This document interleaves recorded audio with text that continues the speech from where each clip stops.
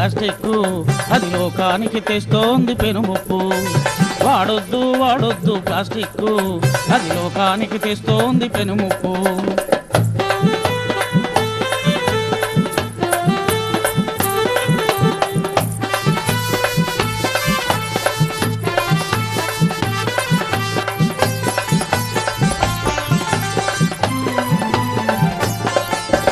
Plastic వినియోగం తెచ్చునండి మనకు చేటు.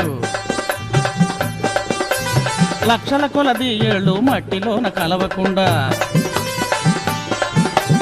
కాల్వలు డ్రైన్లు సంద్రం ప్లాస్టిక్ తో నిండిపోయే.